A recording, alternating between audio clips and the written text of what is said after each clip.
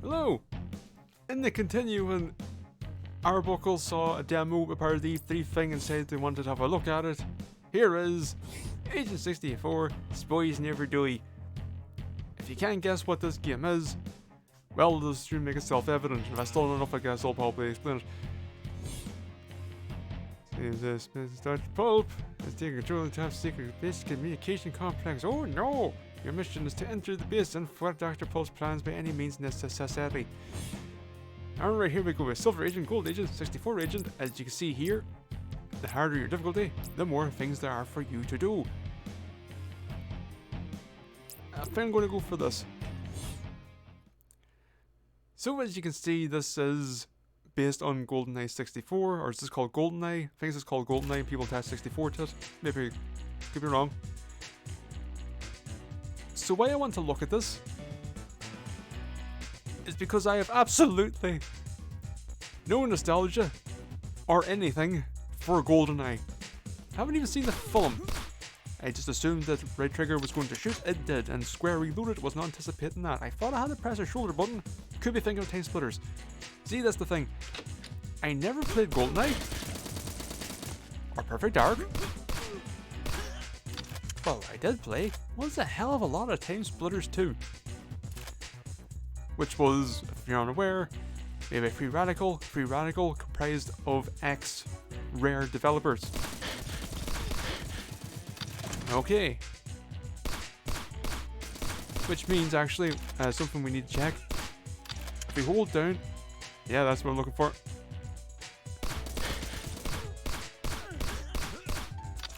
Yes, I prefer to be all down and I got a better gun. I just realised as well I don't know how to change gun. Ah. I can have normal or classic. Assume that makes it more organized. 64. Right, there is controller support, however, there is no controller explanation. I guess we just press buttons and hope for the best. So of course, if this was actually controlling like the N64, our left analog stick would be for this here. And turning, I'm guessing? That's my assumption, like, that would be like playing games, the first person games on a D-pad on the PlayStation 1, which is basically tank controls. Where's the fine gun? Okay, why did that? Okay, we have an unarmed. What's it? B cycles backwards, right?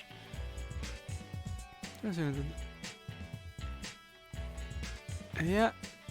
Yep. Oh, this is not good. This is not good. It's like I feel the left is more sensitive than the vertical. So I should say the horizontal more sensitive than the vertical. Like, look at that. Look at that. So when it comes to kind of precision aiming, you just kind of go woof. Maybe that's accurate, don't know. Also, this movement is... it feels a little bit weird. I don't know if that's intentional. Oh, yeah, this... It feels slightly drunk. Or at the very least, he's just having problems with his balance. What am I doing? No. Wait, no. In a bad way. A bad way. Perhaps playing on 64 Agent was a mistake. Okay, guns, need those. I do like these models, they are very accurate, including having your painted on face. See, I think my experience with this style of game was actually limited because whilst Time Splitters is a game of 3 entries, I played 2 and 3, and in 3, this was no longer a thing. We switched over to quote unquote modern controls.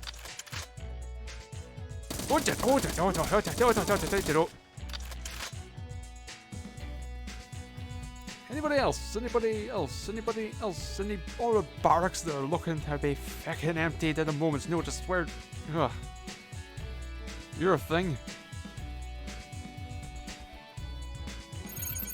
Yes. Okay.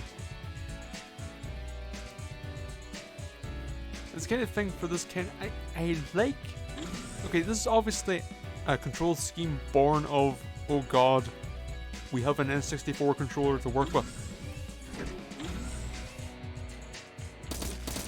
You know, and also we haven't quite figured out first-person shooters on controller yet. I don't know where you keep going.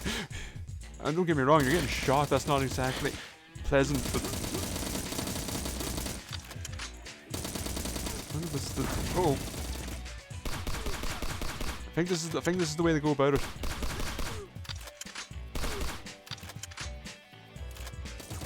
Oh no, don't go straight on. Strip. God, I'm in a terrible way right now. This is a thing. Green text means thing. Yes, it does. But no, I kind of like this control scheme because it allows for quick gameplay. It's things that you consider. Oh, you don't have fast first-person shooters on consoles because you need precision aiming if you're moving 90 miles an hour. And so how do you do that with quick movement speed? You make your aiming automated to a degree, obviously. And then you allow this if you want some precision, which is not actually. No, I have the mouse here. Can I? Yes. Wow, that sensitivity is low. But also, this allows you to actually be accurate, and you don't have the drift. You know what, I'm just going to stand back. You come to me, and I'm going to shoot you.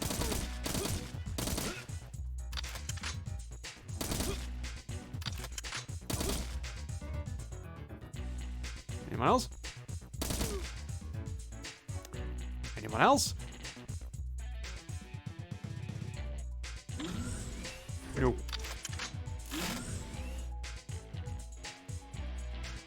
Remember in Time Splitters 2, that was pretty much the tactic as well. Oh, hello there. See this? Try precision. Yeah, precision is not precise. It's very drifty.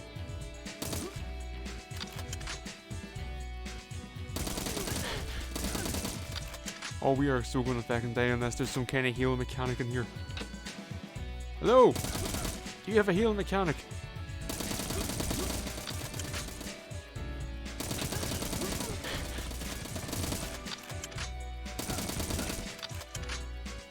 No thing to do. They do have a door opener mechanic though, which is most unfortuitous for myself.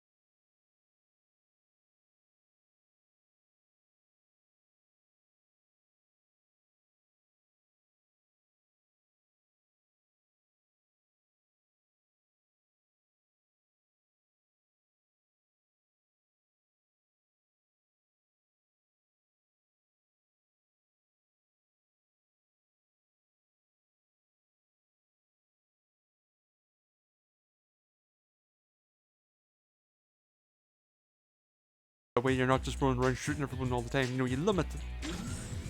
Like, that's just the things that if we must guns, then let's make it as painless and as in keeping with the general gameplay as we can.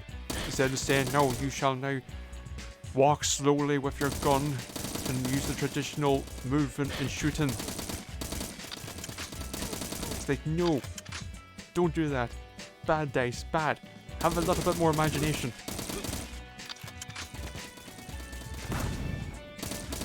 Just because a game has a gun in its first person does not mean it has to control like every other first person shooter. Granted, in Mirror's Edge you didn't even have iron sights, so I guess, you know, I suppose that was a big leap. Say, God lads, we don't have iron sights. Let's not fucking go crazy. Automated aiming? Whoa. May as well not even have guns in the game. Which actually I think, was that a thing for the second game? I think that was the case. Yes, I have not played it. Or no, I have not played it, however you wish to phrase that particular statement. Why have I not played it? I played the demo. That told me everything I need to know. It's like, hey, let's put Mirror's Edge in a semi-open world. Let's have more focus on story, you know. The thing everyone loved in Mirror's Edge 1, the story.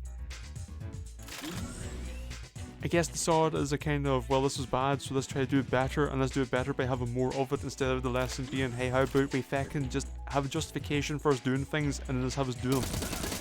But no, we need deep emotional story with some of the fucking most basic trope-filled writing we can fucking muster. And also a really stupid setup for that gameplay. Oh my god, I would. Oh. So, Mirror's Edge is a prequel, right? Or Catalyst rather, is a prequel. That also is in the future. It's a reboot essentially. Thief is a free runner, or she's a messenger. Oh.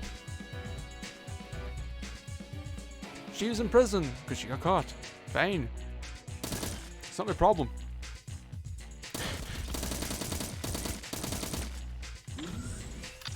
See if this works again. So she's in prison and we see her doing typical prison things when you're in a cell, like wall running. She needs to keep her practice up. And so you get out of jail and it's just, okay, this requires prefacing mechanics and systems.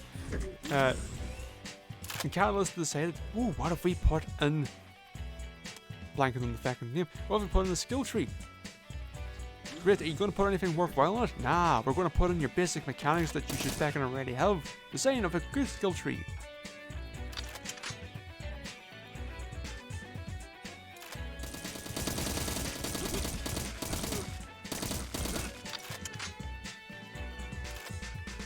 And so she gets out of prison, or cell. She's released. Ooh, go free. Fly, but don't fly too fast or off the ground.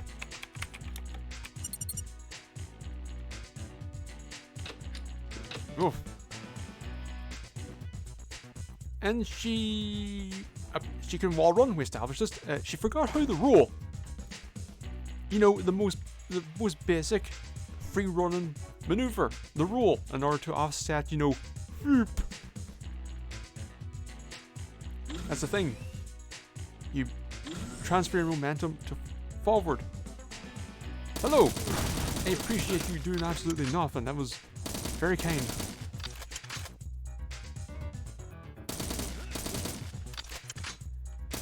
Yes, forget the fact that you have guns and just walk to me. Much appreciated.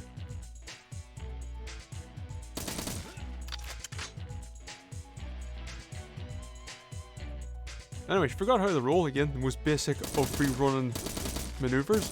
And she also didn't understand the idea of turn around 180 degrees. The maneuver which is accomplished by doing a small hop and turn around. Couldn't do that anymore. In that tight cell she could free run, or not free run, she could wall run. But turn around? Pah. What do you think? She lives in some kind of condo? No. Well, no. So that pissed me off. The increased focus on writing with endless tropes and just, ugh. An open world which I felt wasn't being utilized very well. And then forced combat encounters. Great. Thing people didn't like from the first game, the combat. Anything that happened in the first game, they don't think they learned a lesson. They said they got rid of guns and they said, now we're going to increase melee combat, but also we're going to force combat encounters. Good. The game all about momentum. What do? Kill it. Fucking logic there.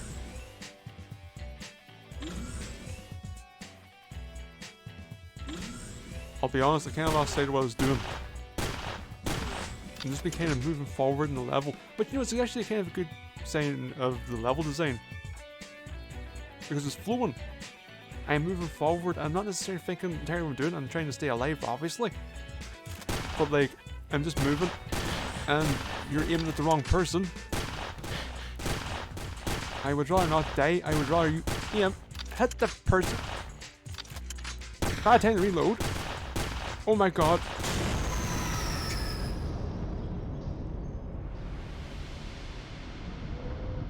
Damn, we were near the end.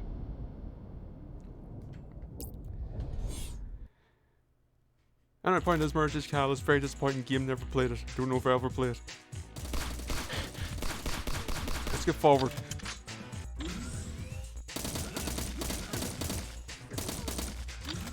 Alright, we're back. Let's say the time to calm down from my rage has been a nice one because I got to concentrate more in the game. And boy, do I miss this style of game. Even though my exposure has been very limited, it's just the concept of here's a map, go on, do objectives, get out. And harder the difficulty, it's not just it takes more bullets to kill them, less to kill you. It's no, you have more to do. Your job is a lot more involved. Like, why is that not come back? Why is it just A to B's? Why have we not got small involved areas, do multiple objectives dotted around? You know, it's just the kind of most recent example in mind, and it's not even that fucking recent, was the Metal Gear Solid Ground Zeroes. If you're unfamiliar, it was not a glorified demo though, in a way it was, where you have one giant camp, and you have different objectives, and you must go around them, and just do them. Just whoever you want. Oh, that was so fucking. I played that so much. It was And then when Metal Gear Solid 5 came out, it was a lot more disappointing for a multitude of reasons, but one of them was, hey, go around this big open world, and we're not going to have anything like Ground Zeroes, that thing you really liked, that big camp. There were smaller things like it, but I don't trust this. But no, it's fine. But nothing really equivalent. And I really wish Metal Gear Solid 5 was a game of like those camps, just broken up, maybe with some sections in between. Now, right now, what are we doing? Radio HQ for extraction. Now begins the hunt. This I most certainly remember even from Time Splitters 2. Perhaps? No. Be very cautious. Not cautious enough.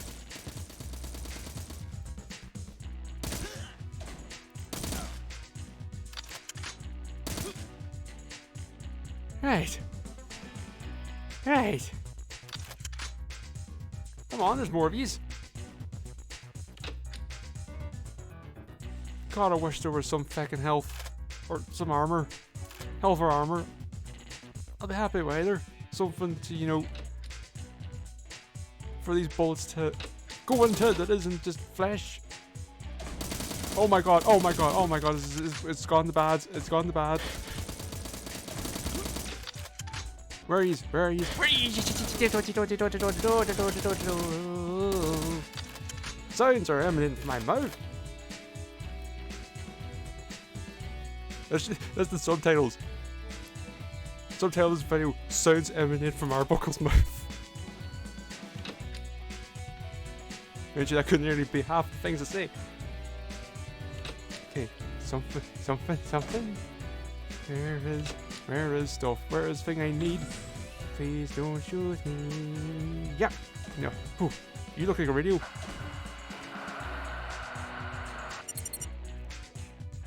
Okay, let's go. But cautiously. Let's go with clenchedness. Let us go. As if at any moment diarrhea might go forth. Let us be careful. Some bastard may be a bird. Ah.